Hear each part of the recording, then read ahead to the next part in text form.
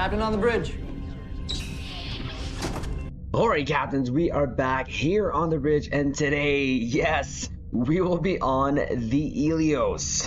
Yes, but captains, before we get into this video, do us a huge favor and hit that like button. But also, if you're new here, welcome. Consider subscribing here to the YouTube bridge. We're always on the lookout for like-minded captains to share our love, passion for Star Trek Online, but also things Star Trek. Now, that said, here we go. Yes, captains, the Eleos, finally. You're able to share the build here on the bridge, and this was the winter event prize from the 2024 year. And let me just say that it has been so much fun to fly this ship. We've been on her for about a couple weeks and have just enjoyed every second. So what we want to do in this video is go over the build, the weapons, space set, consoles, stations, traits and offs, and then take it into a Cure Advance and see how she does. But yes, again, this is the Eleos Intel Scout Vessel. Now, of course, this ship was from Picard Season 3, and we thought actually it was going to be a lockbox ship and or some sort of promotional ship, but the decision was made to give this us essentially for free, and we are very thankful for it. She's a very small ship, and it does actually give me NX vibes, definitely because of the pod there in the middle of the warp nacelles. But for a free ship, she performs really well, and what she comes with, console-wise, is absolutely insane. But we'll go over that here right now. So let's start with the 4 weapons. So as you can see here, we decided to do a cannon scatter volley build. So first up here is the wide arc phase dual heavy cannons, and of course you can get this from the low buy store, and of course you can use the low buy that you've gotten from your event campaign to purchase these. And of course you can see there we've re-engineered to crit DM damage 3. Next up, we've just gone with the regular phaser quad cannons. Again, we rolled 2 crit DM damage 4, which we got from the Defiant. Next up, the Terran Task Force phaser dual heavy cannons, and of course that comes from the Terran reputation. Lastly here, of course, we had to put a torpedo on it, and it's one of the hardest hitting torpedoes in game at the moment. It's the Maelstrom Quantum Torpedo Launcher, and this comes of course from the legendary Akira. I do hope in the future that they give us a Maelstrom Photon torpedo and my life would be complete. I'm just saying. We got a purple one, we got a blue one, give me a red one please. Or the here next to the space set, the deflector is the Elite Fleet Intervention Proton Matter Deflector from your fleet colony. The SecDef here is a deteriorating secondary deflector, which I just picked up from the exchange years ago, and we've just been using it on ships that require SecDefs. The Impulse Engine is the prevailing innovated impulse engines from the competition rep. The Warp Core is the Tholian Nucleating Warp Core, which of course was an event prize years ago. And for the shields, we're using the Tilly's Review pending modified shield from the Discovery rep as well. On to the aft weapons.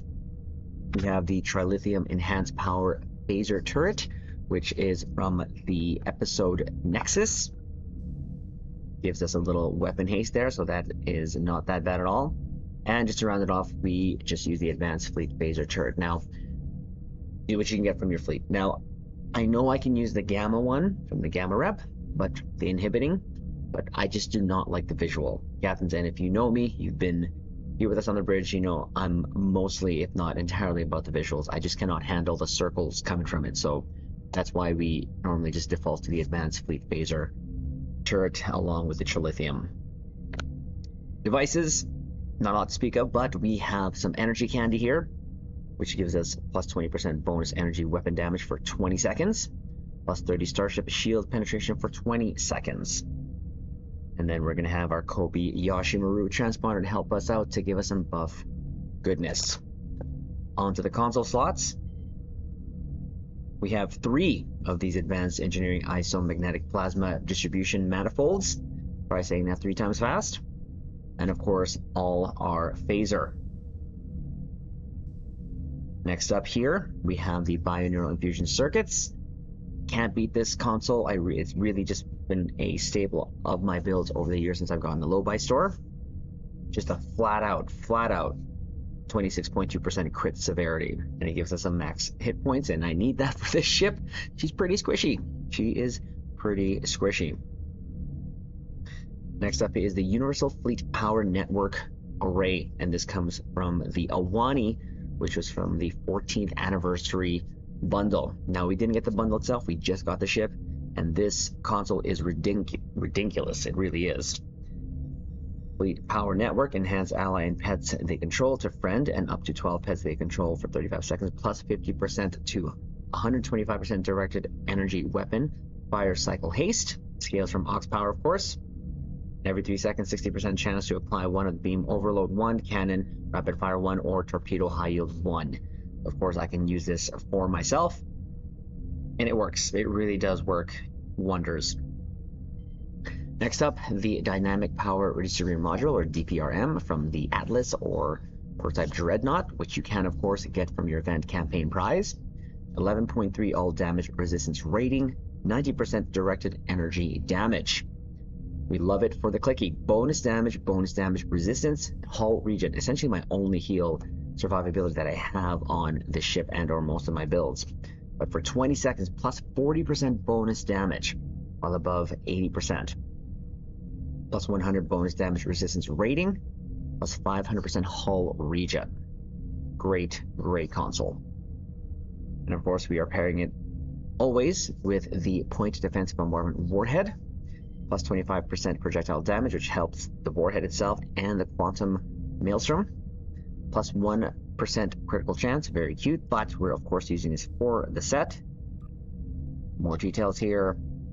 For those two pieces, we get plus 33% phaser damage, which is absolutely what we need to boost this. Next up, we have the Domino, plus 15% phaser damage, plus 20 AC rating. This is from the Bajoran Interceptor, which you can get from the Phoenix Prize Pack Epic tier. Still one of the highest recommended consoles to get from the Phoenix Prize Pack. But weapon damage plus haste extended by kill. So for 10 seconds, 25% fire cycle haste for energy weapons, plus 25% bonus all damage, plus 25% recharge speed for bridge officer abilities, plus 100% recharge speed for torpedo weapons. So it's helping us a lot. Of course, during the duration, if you defeat a foe, plus 2 seconds duration to all effects, and it can occur up to 10 times. So still a great console. Next up, we're going to use its baby brother, the M6 computer. Put this up here just a bit. So it is from the Temporal Escort that you can get from the Dilithium Fleet Store. So as you can see there, plus 15% bonus all damage for 15 seconds, plus 25% cooldown reduction on tactical bridge officer abilities, 20% fire cycle haste for all weapons for 15 seconds, and then plus 30 for AC and defense. So essentially literally the baby brother of the Domino. Next up, the Emulating Phaser Lance, plus 15.8% phaser damage, plus 43.8 Starship Shield penetration. And what this does is give it a nice lance look. And this comes from the Deimos Pilot Destroyer, which I picked up as my first event campaign prize, literally for this console, because it really looks good, performs well, and helps with Universal Design's trait. And lastly, we're going to go, of course, with the console that it comes with, the Custom Power Matrix. This console is insane. So while in Science console slot, you can see there plus 20 shield power, while in Engineering, plus 20 aux, maximum aux power, while in Tactical, plus 20 engine power. And then when you put it in Universal, plus 120 power transfer rate. So I don't have a Universal on this because I have not T6X2'd this. I always want to just kind of see how ships do right out of the box. And as long as you synergize your builds, caps, they can do pretty well. And of course, it's all about having fun. But while any is active, when you hit the actual abilities, it goes plus 20% recharge speed for bridge officer. So custom power rerouting shields to bridge, toggle buff CD reduction, shield minus shield power plus weapon haste until turned off, minus shields 15 shield power plus 20% fire cycle haste. Custom power rerouting to engine to bridge. See there, it gives you plus crit severity, the minus 15 engine power plus 15% critical severity. Affects the weapons, and then the custom power rerouting aux to bridge. It is minus aux, but it gives plus crit chance until turned off, minus 15 aux power plus 5% critical chance. So this is a toggle on the actual tray here. Now I'm going to put this up here because of course my bottom bridge view is blocking that. But this is a toggle right here, these three. Now it has a very peculiar visual that I don't really like, to be honest with you, but it's okay. So let's say we want to activate them right there. Custom power rerouting shields to bridge. Bam, you can see it visually on when you see that ring. And when you hit the auxiliary to bridge, another activation, now it's purple. And then to engines, that sound is on, and you'll see that active throughout the whole thing. Now the cool thing about this console, it does trigger universal designs, as you can see right there. So there will be some times that I will turn it on and off, toggle it on and off, that's usually when I'm transitioning to one point to another. But this is absolutely awesome. Like, I mean, look at that, plus 20% weapons fire cycle haste, plus 5% critical chance, and then plus 15% critical severity. So it is a really, really good console. And the clicky, you can even just click it once and then not worry about it at all. So again, you can turn it off easily by toggling it. Now, stats of this bad boy. For attack, we have crit chance 32.6% and crit severity at 191.2%. Now, when we activate this, these go up, as you can see. When I activate it, I go up to 38.6. Crit severity goes up to 221.3. So it is a really good console. Now, of course, as I mentioned, I did not T6X2 this, but I do also have my Pandevers helping me. I do have it at level 600 for reasons of I was doing better before, or okay before they upped the cap, and I'm still doing okay now. So I'm just doing this to show caps. You don't have to have the best builds to perform well in TFO group settings. So that is the build right there. So now we're going to go to the skills. Nothing too crazy. I have not changed this in years, nor do I ever plan to. As you can see there, I have 8 spent in engineering, 10 in Psi, and then 28 in tactical. We'll move over to the traits here. Traits is what we got going on. Personal space traits, a good day to die. Adaptive offense. Self-modulating fire. Inspirational leader. Fragment of AI tech. Superior cannon training. Unconventional systems. Terran targeting systems. Intelligent agent attaché. And of course, the Zaboimer effect. Our traits, we only have 5 to work with, but our main one here is Withering Barrage. And of course, what that does is extend Scatter Volley to 4 seconds. Mentioned before, Universal Designs. Emergency Weapon Cycle. We have the Ruin of our enemies. And we decided to use Ship of the Line, because why not? Space Reputation, this is what we're working with. Precision. Advanced Targeting Systems. Enhanced Shield Penetration. Magnified Firepower. And Tyler's Duality.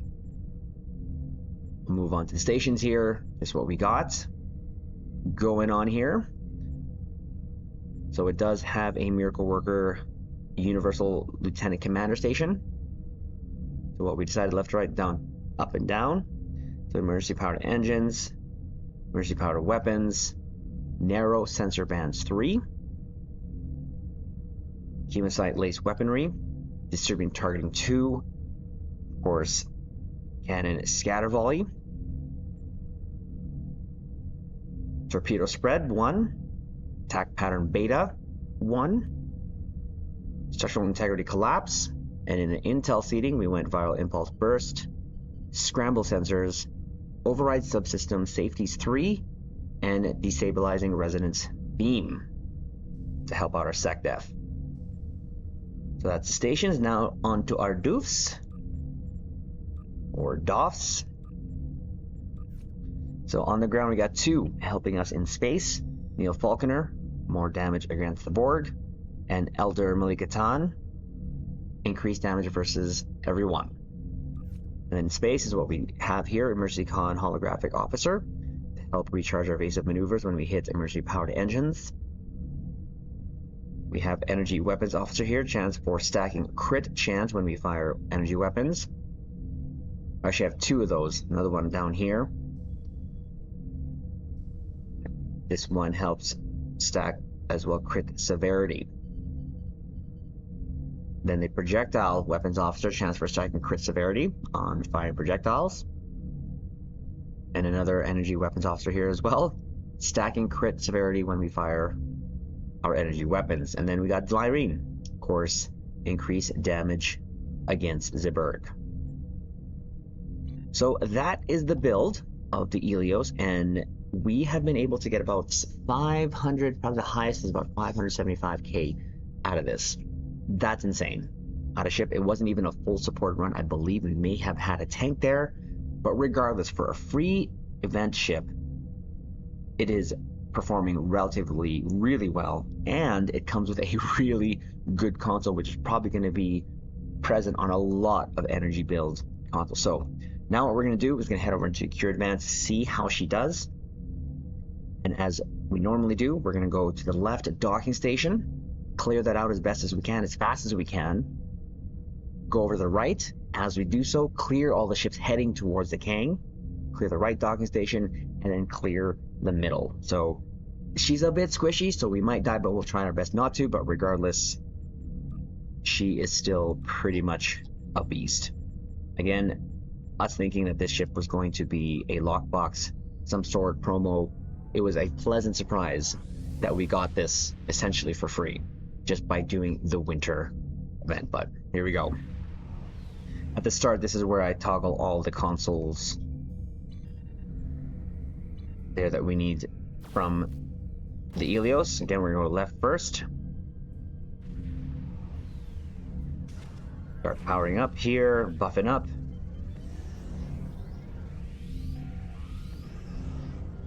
There.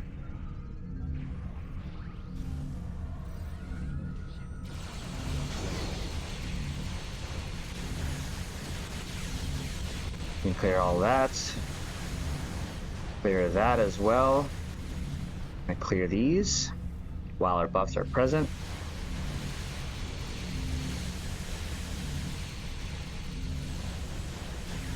Trying to stagger my buffs here so that I have some left over too as well. Over here next, get these guys here heading towards the Kang.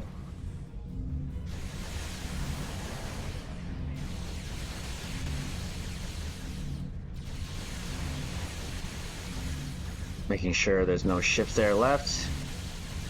As you can see, she is performing really well.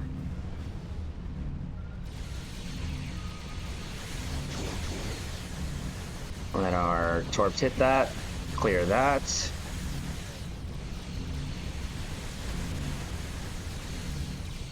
I didn't use DPRM just yet because, like I said, I'm trying to space out my buffs so that we have something here to clear out. As you can see, we're already on the center docking station, so we'll clear these guys out first before we attack the last docking station.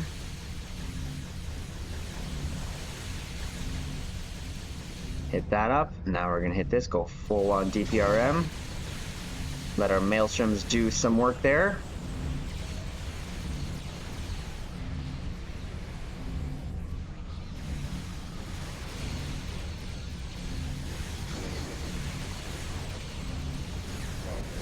Just like that. Oh, we have a sphere here trying to do some work on us.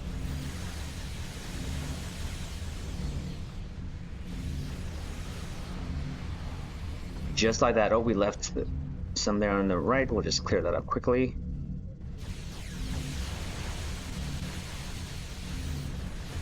Oops. Went back too much. Yeah, she's done. She's done. Once I see those Maelstrom torps go, they're mostly done. So she is very squishy, like I said. Like her hull only, I have it at 43k. So one small little slip up, it's a game over for the ship.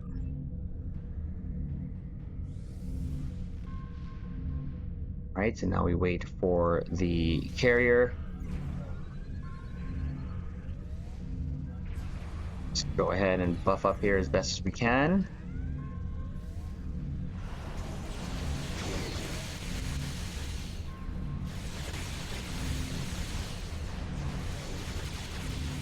Oh yeah, she's done. And she's done. Oh, this ship performs really, really well.